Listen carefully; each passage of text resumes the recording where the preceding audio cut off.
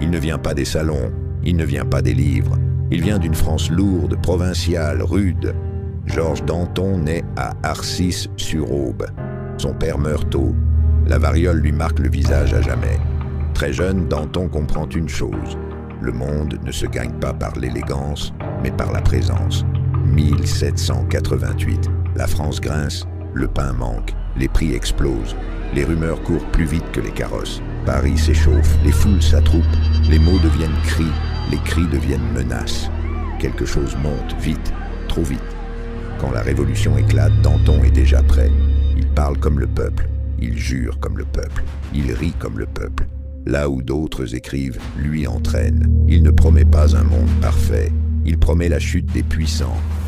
1792, la France est encerclée. La monarchie vient de tomber. La peur est partout. Danton entre au pouvoir. Ministre de la Justice, il ne rassure pas par le calme, mais par l'élan. De l'audace, encore de l'audace, toujours de l'audace. La République tient, les armées avancent, la révolution survit.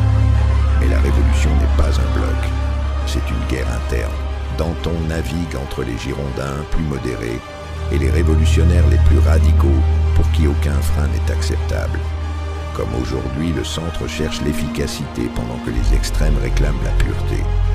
Une pureté idéologique, une pureté morale, quitte à ce que le sang impur abreuve nos sillons.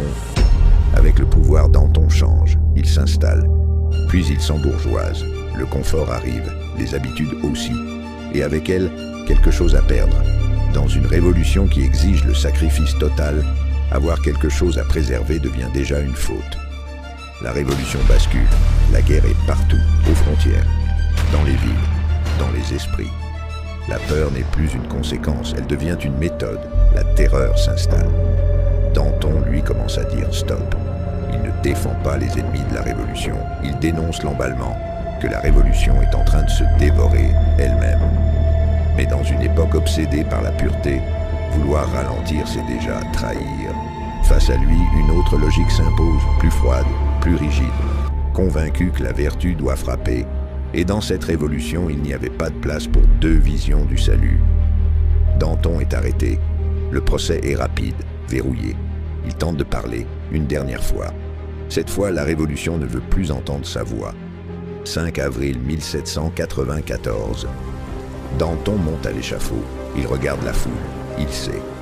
Montrer ma tête au peuple, elle en vaut la peine. La lame tombe, nette. Danton n'est pas tombé pour avoir été cruel. Il est tombé pour avoir été trop humain, trop vivant.